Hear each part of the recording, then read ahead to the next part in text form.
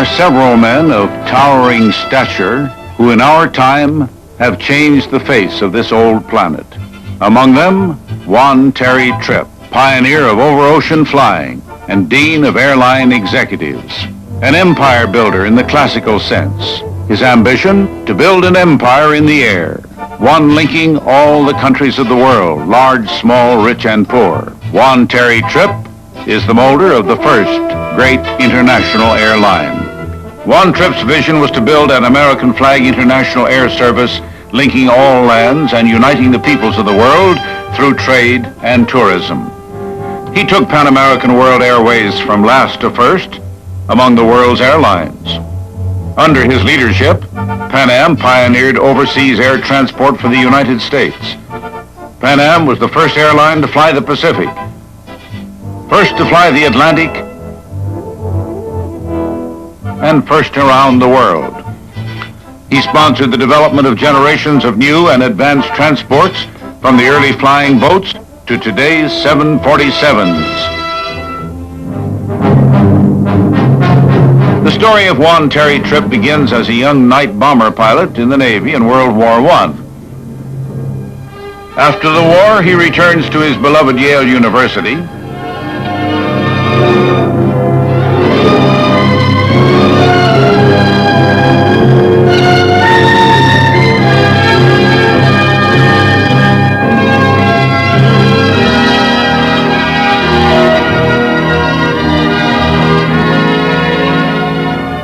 And soon after graduation, 3 years later, he forms Long Island Airways.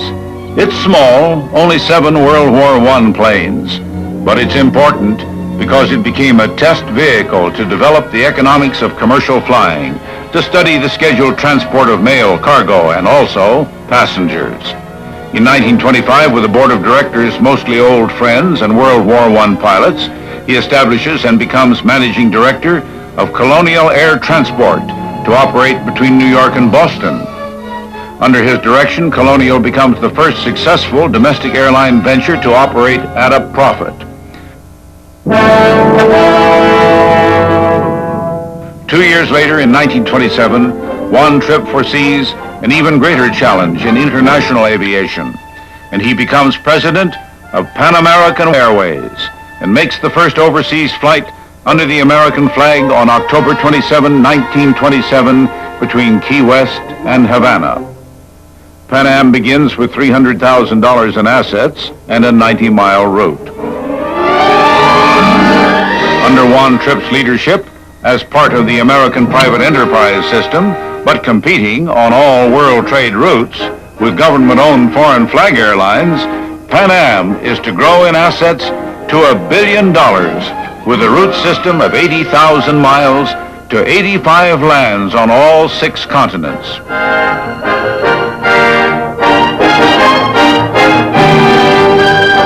Soon, Pan Am is operating daily passenger and mail service with its multi-engine Fokkers.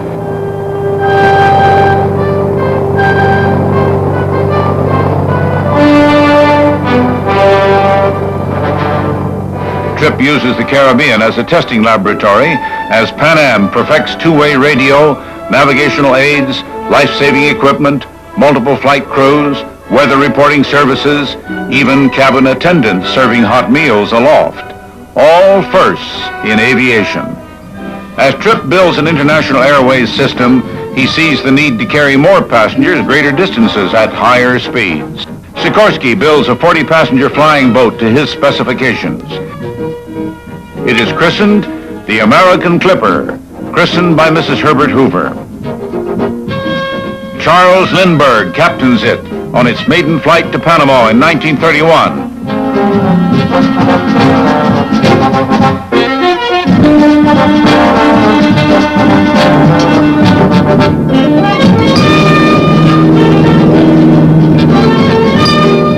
Now, Trippe's next challenge, over-ocean air service to Europe and the Orient for mail, passengers, and cargo. In 1934, Trippe uses tiny ocean atolls, Midway and Wake, as well as Honolulu, Guam, and the Philippines, as stepping stones to build an airway across the Pacific.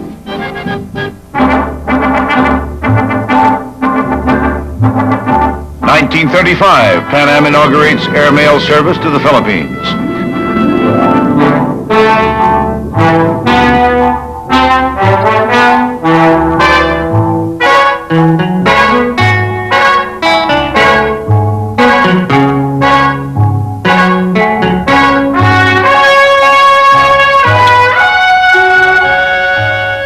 In 1936, the China Clipper carries the first passengers over a major ocean in scheduled air service between San Francisco, Hong Kong, and China.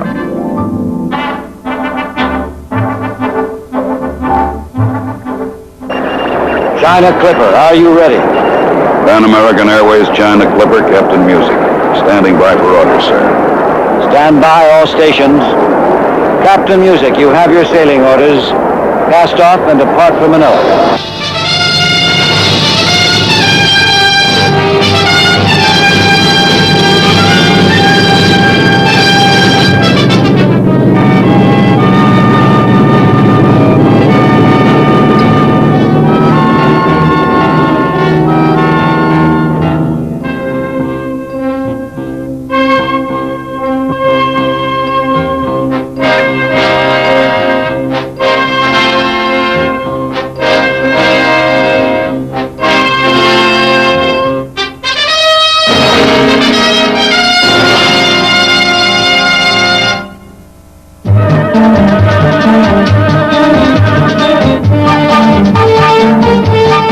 In 1939, with a fleet of giant long-range Boeing flying boats, Pan Am opens the first scheduled air service over the Atlantic for passengers, mail, and cargo. But the clouds of war are gathering in both the Atlantic and Pacific. At the moment America enters the war, Trippe and his 20,000 Pan Am employees join in the defense of the nation. Pan Am airfields overseas become staging bases.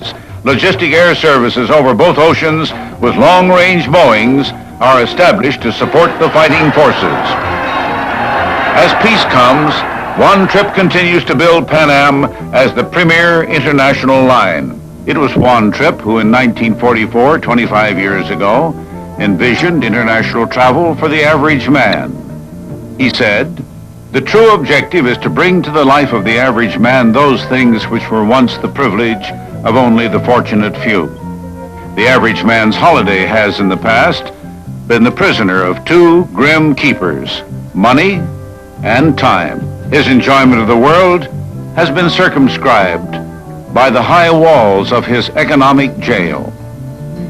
We can level these prison walls only by bringing travel costs way down and by shortening travel time. In 1945, with encouragement from the President of the United States, he takes Pan Am into the international hotel business. He establishes Intercontinental Hotels Corporation, which now has 49 great hotels in operation in 39 lands and 21 hotels in construction in 12 additional lands.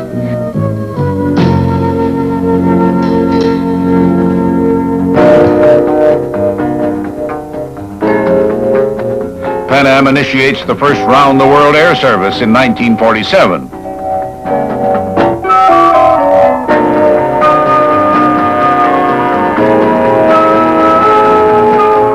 In 1955, he places a huge order for commercial jets with Boeing and Douglas, an event that is to have tremendous impact on the course of history.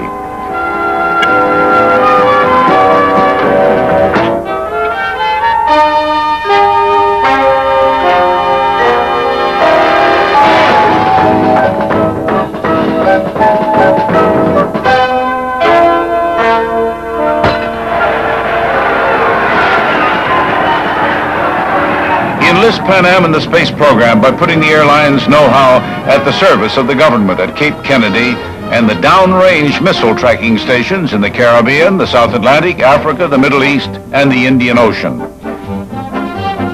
He enters the business jet field with the Fanjet Falcon.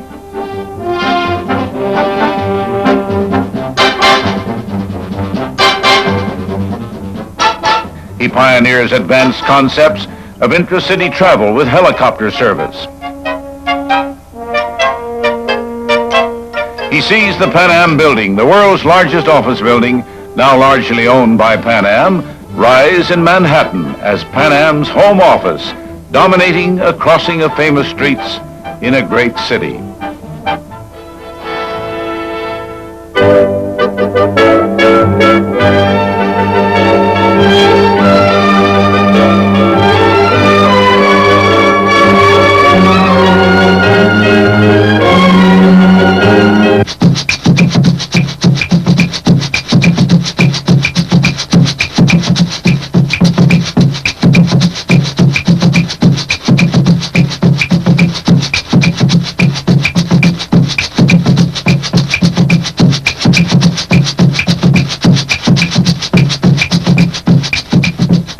In 1966, he signs a $600 million contract for 25 Boeing 747 Superjets, the largest order in commercial aviation history.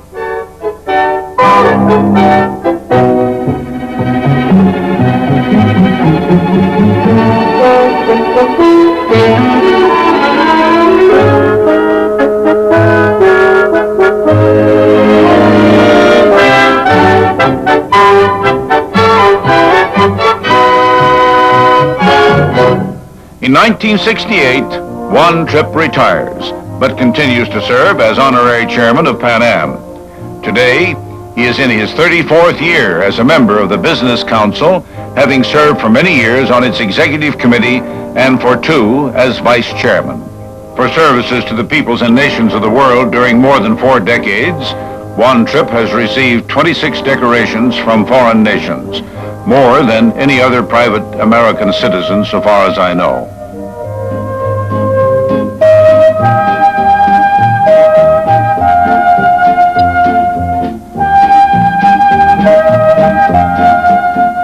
From the President of the United States, he received the Medal of Merit, the highest civilian award.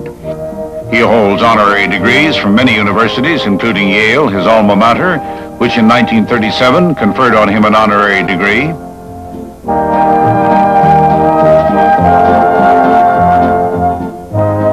And he is the recipient of all 10 major aviation awards, including the Wright Brothers Memorial Trophy, the Collier Trophy,